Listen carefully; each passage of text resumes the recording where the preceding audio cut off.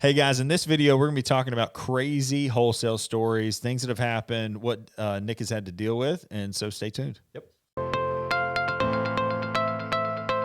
Hey again, welcome back to The Buzz, Coffee and Real Estate. We are jumping in. We had some crazy stories. We're talking with Nick off camera, just some of the stuff he's encountered in the wholesaling business and how he navigated through that. Really some creative problems and how he solved them. So just wanted to jump into that today and give you guys a little glimpse into some of the things that may come up during a wholesale deal. So tell us, Nick. Jump in.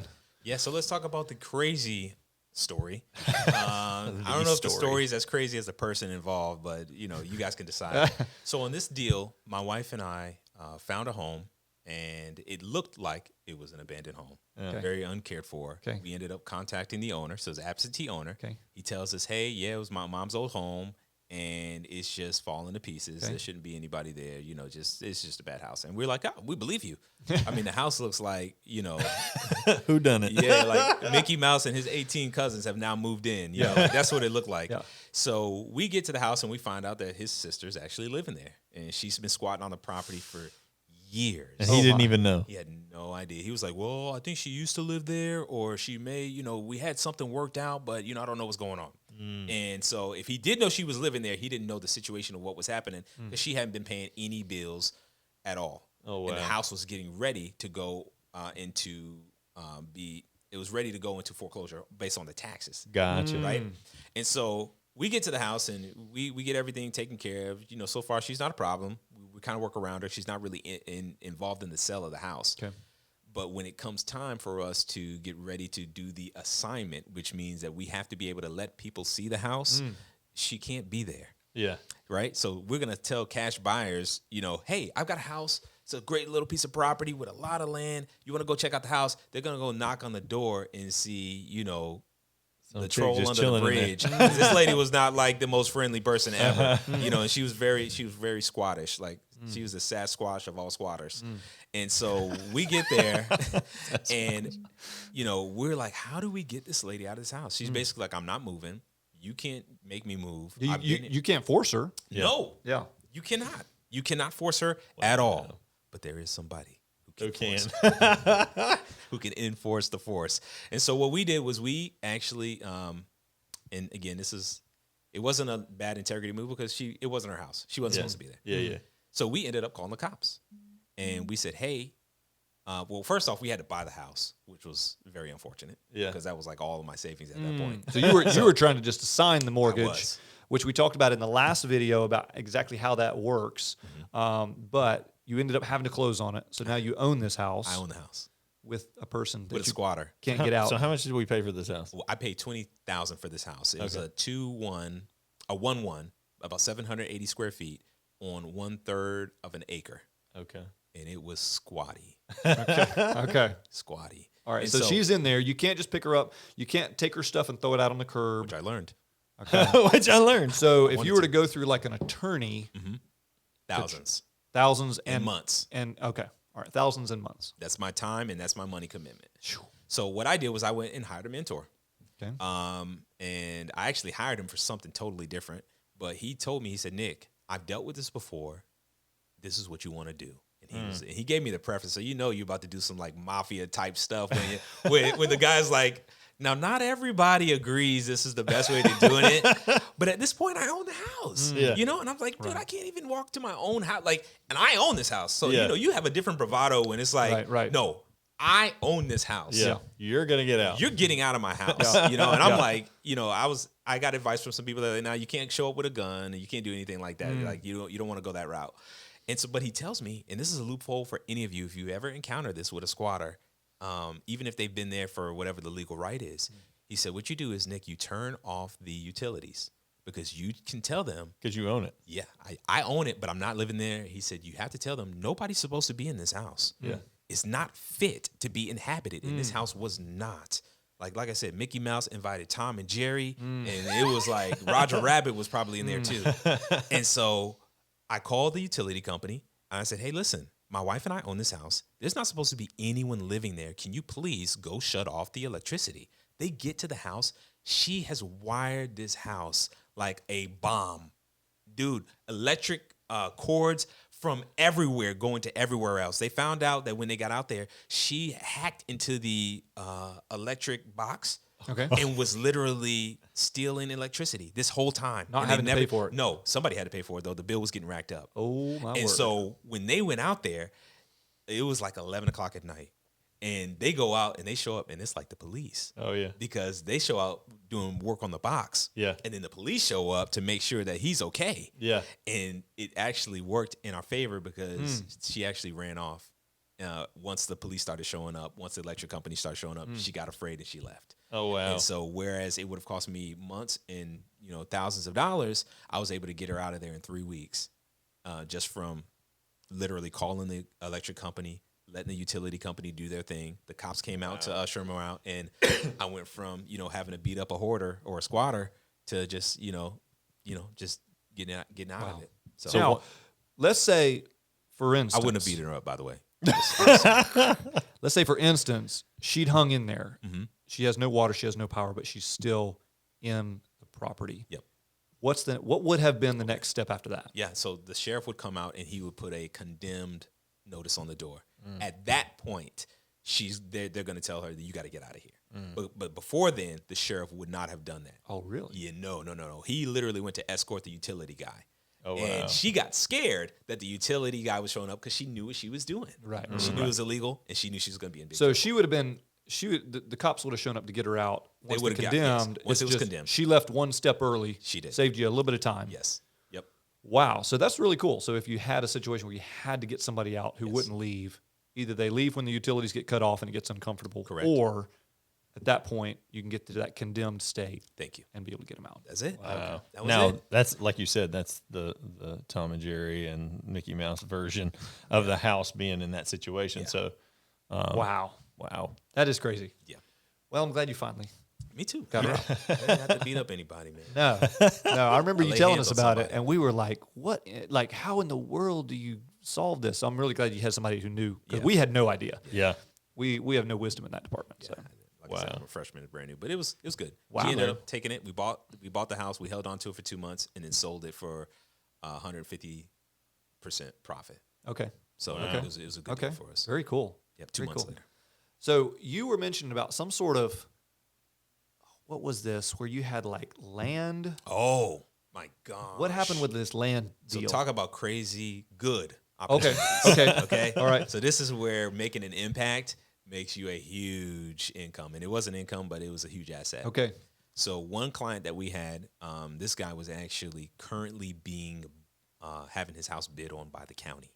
Oh, wow. So his taxes were due years behind. I think it was like 10 years, and they were bidding on his house at that moment.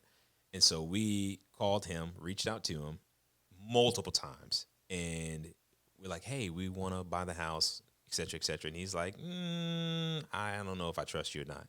So we just keep calling this guy over and over and over. We get a hold of him, and we tell him like, "Hey, you're gonna lose a house. Would you be interested in selling the house to us?" And he tells us like, "Hey, there's some liens on the property. It ain't worth it." And so this is what we did. We ended up saying, "Well, look, why don't you just sell us the deed to the house?" Which was a game changer for any wholesaler out there. If you have any funds, but not a lot, and you want to make progress, you really need to look into purchasing deeds. And you can contact me if you want to know about how to do that. But anyway, so he goes, "Yeah, I'll buy the deed I'll let you guys have the deed, and you take over ownership," which means I take all the problems with all the benefits. I get everything. Okay. Yeah. So we paid him $10,000 for 20 plus acres. Wow. Yeah, I won't say the city because I don't want anybody to come find me on my property. Yeah. But for 20 plus acres, we get it for 10,000. Guys, I think it was the day, but I'll just say the week that I closed, I got an offer on that same property for over 300,000. And this was from the county or something, right? No, I got an offer from the county for $250,000. Wow. Yeah, So 2 offers, I had 2 offers. Now mid 200s or 300,000. 300,000. Now let me say this. This is where the crazy opportunity is that I got a wonderful asset. It's 23 acres. I paid literally nothing. I just inherited the problems. Yeah. And now my wife and I can start to utilize the land. Yeah. Though it did have I know it was over $250,000 minimum of liens attached to the property. Wow. Right?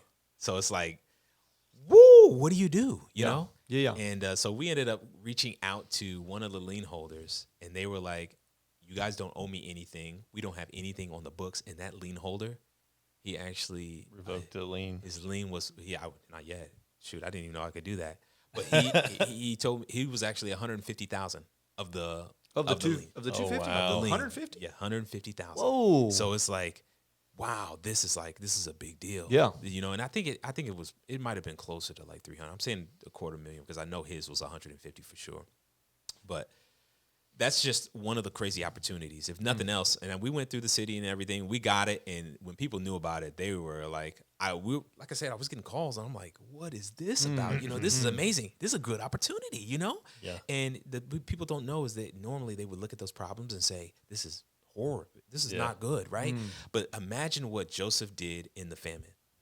You know, that's where crazy opportunities are made, because there was a bunch of people who had a need, right? And this is how I see like wholesaling as well. They have a need, but you've got a solution, you know? And unfortunately, it's going to cost them. It says that some people sold their houses. They had to sell cattle to Joseph, but they got to eat, you know? So it's like, that's really where this scenario was, where he left. I inherited all the problems, but now, again, I've got 23 acres that I'm going to go and build something on. And me and my kids are going to have a good time. We'll probably go out to the property later on this week and get to chopping down woods and stuff. So you actually feel like that's probably a property you'll keep for your personal. I've asked you guys about it too. Yeah. Like, what do you think I should do? You know, and during the whole process, and I had one friend who was in real estate, and he said, Nick, realistically, if they're offering you $300,000 now, what do you think they're going to offer you that in 5 years? And he was like, you better not sell that land. And so I was like, okay, I'm not selling it. I'm going to hang on to this, because even if it sells for, 1.2 million, who cares if it's $250,000? Who cares if it's 400,000? If somebody to throw you a cash offer just like flippantly, then they're wholesaling basically. You know, they know it's worth more. But let me understand real quick. Does that property still have 10 years worth of liens from the tax department on it? So in addition to the $10,000 that I paid him, I actually had to pay up the all the liens and encumbrances from the county and anything else. Okay. So I paid $10,000 to him to own the land. Okay. But I still had to stop the foreclosure, which is very important to know. And that cost me, I think total I was in about $35,000, which is actually the money that I made from my squatter. Okay. So it took that money, we held on to it, and Gotcha. then we turned around and we paid the owner $10,000 for his deed, and then we got it out of the foreclosure process with the remaining $26,000. Gotcha. Wow. Crazy story, right? That is. That's nuts. Yeah. And I haven't seen the land yet, but I'm looking forward to getting out there sometime. Come out there, man. Yeah, Somebody help me cut down some trees. Yeah. Now, what was you had some other story that you were talking about. What was the other one that was so fascinating about a house? You remember, Josh? It was another one we were talking about off camera. We'll think of it. I was thinking there was three. There were 3 stories. All right. We got the one we just did together. It's not really anything special about that one, though, is it? I know we mentioned the lien and my crazy squatter. What was it there? You were standing up right over there, and you said something about a story. Was it? It was a squatter, right? It was that. That was the one you mentioned. That was what Cam brought up. Oh, was it? It's the only one that we didn't, that you were going to share. It wasn't the squatter story? Because I didn't know about it. I mean, I knew about it, but I didn't know about it. Oh, you're talking about that one, the one I'm currently going through now. Yes. All right. I'm We'll Just cue it up. paused all of our other stuff. So Yeah. I'm losing hair follicles thinking about this I'll story. tee it up. okay, go ahead, tee it up. All right. So, Nick, there was one last story that you were talking about. I think it's the one you're in currently. Yeah. Shall we have it a moment of silence? Yeah, please. Just saying, I'm losing hair follicles thinking about how I'm going to resolve this. Now, But you do need to understand, if you're a wholesaler, you might end up bald. you in a will year. definitely. Yeah. I was bald before. Oh, Wiggy. Might end up with gray hairs. But yeah, this one is a sad one. But this is just the reality. Sad for me because this is what happened. So anyways, we have a property in the mountains over in Cashiers, North Carolina. Under contract, been working with this guy 3 months. Got him ready. It's going to be a $16,000 payday for me and for our partners who helped us get this deal. That's right. We've got the buyer in place. You know, his money is actually sitting in escrow. And then we find out that this guy who we've been working with, You're talking about the seller. the seller, okay. the seller who we've been working with for months, behind our back, went and did contracts with a minimum of 2, but there could have been 4 or 5 other people to buy his house. Now, are these wholesalers or are these other agents or what? We've talked to both of them. They were both cash buyers. Wow. And he literally went around us after we signed our contract and said, hey, I know I'm under contract with these guys, but I'll sell it to you if you give me this. And some of the guys, it was actually less money than we gave them.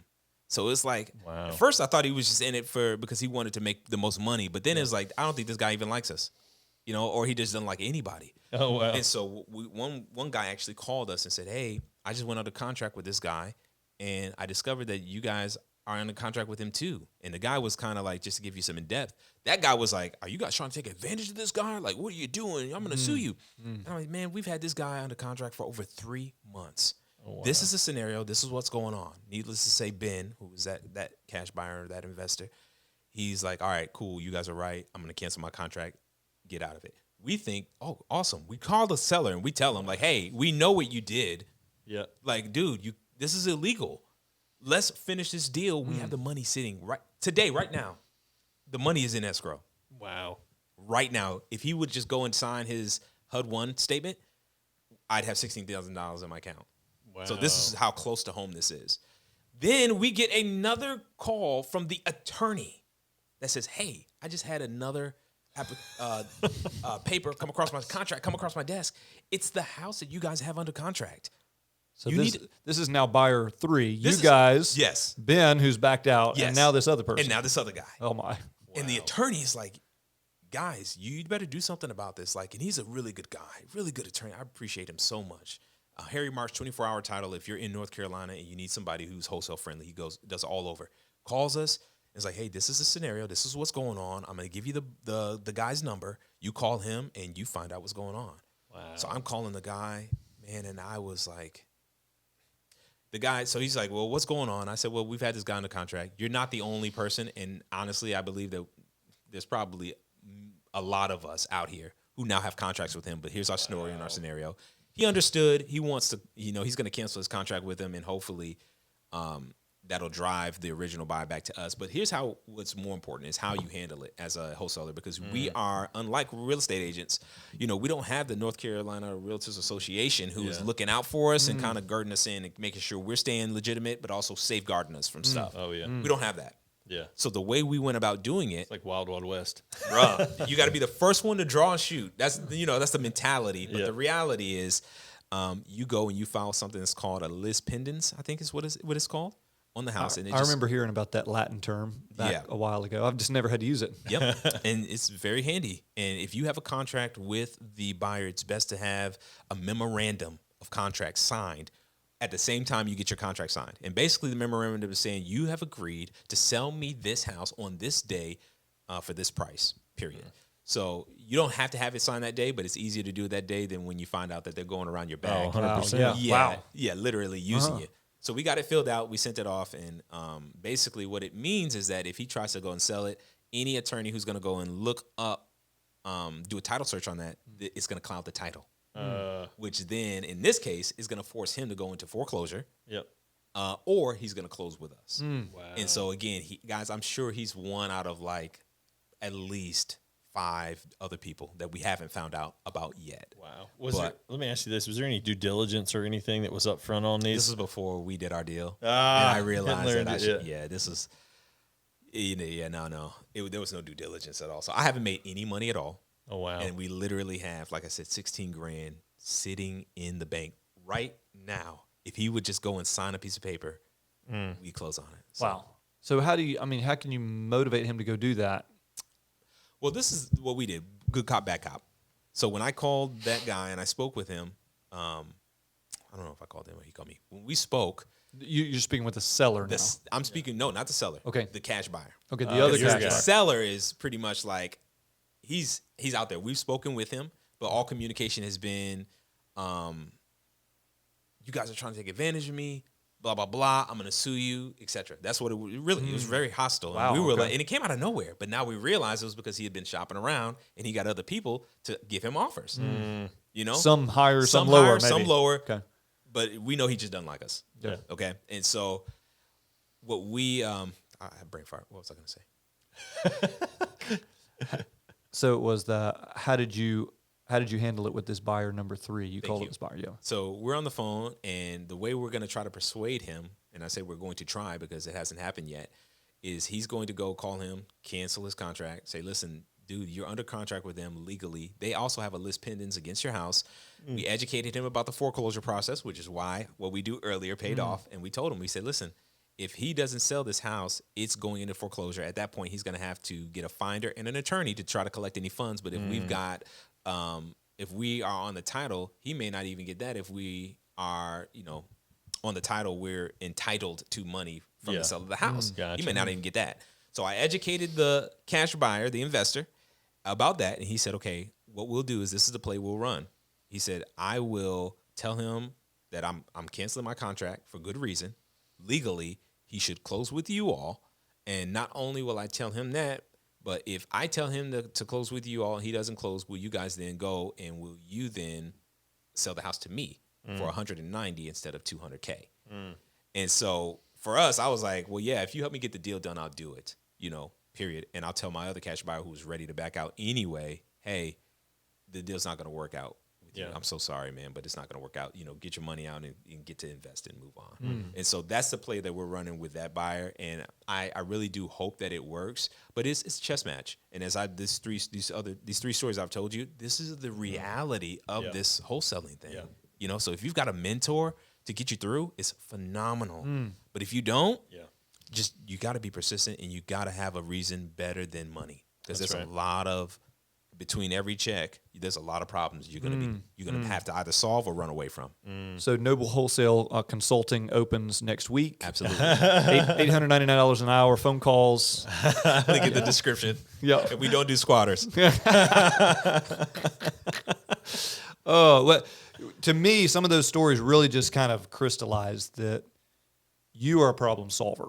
Yep. That's, you know, we could say investor, we could say real estate, but it's, hey, I help people solve problems. Thank you. Yeah. And if you are thinking about wholesaling, you know, then that's really kind of what you're going to be doing is solving problems. I mean, even as a real estate agent, we have to solve different problems all the time. Yep. And, you know, if you have, okay, I know how to build trust because I have a high level of integrity and I can bring value and I know how to solve problems. Put those together and you're going to be successful. So Right. that's what I'm hearing from you. Yeah. Yeah. Absolutely. Yeah. Yeah, I would say the biggest thing, kind of takeaways for me is, you know, I'm looking at it from realtor and, you know, wholesaling. Wholesaling has a larger payout, but a lot more headaches. At realtors, we have, you know, a little less payout, but not as many issues. Yeah. Yep. So it's kind of a balance between the two. I mean, you guys also don't have to get licensed and all that kind of thing either. So there's just a lot of like YouTubing and figuring it out and talking with people that do it and so forth. So you're kind of self-taught. Yep. It's an easy entry. There's definitely business out there. And I would encourage anybody, just like I did for reselling too. It's just a good opportunity to make an income and for me to make an impact. That's right. So I can't speak for every wholesaler. You know, I don't consider myself a wholesaler, but if you're a wholesaler out there, you got to choose how you're going to operate business. That's and right. this has been the one that, you know, hopefully I've been transparent enough with you all and the viewers to say, hey, look, it is legitimate. You can do this thing. You can do it the right way. You can do it the wrong way. You can do it your way. You can do it my way. But if you need something that, you know, you're hoping that you can maybe make an impact for your family, which wholesaling has made a massive impact in 1 year on my family, you know, a massive impact. And so I think that you should give it a shot. Yeah. If you need help, reach out, get some help. Yeah. Sweet. No, that's awesome. Well, I think that just about wraps it up on this one. So yeah, stay tuned. We've been enjoying this series of videos, getting Nick into the studio. and learning from some of his interesting stories, some of his mistakes, some of his victories. And we're just glad to be able to offer content to you guys to help answer questions and guide you through the whole real estate process. So, subscribe. You always do this. Press the little bell thing.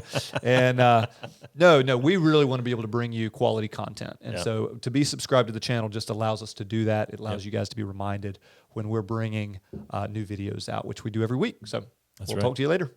See you guys.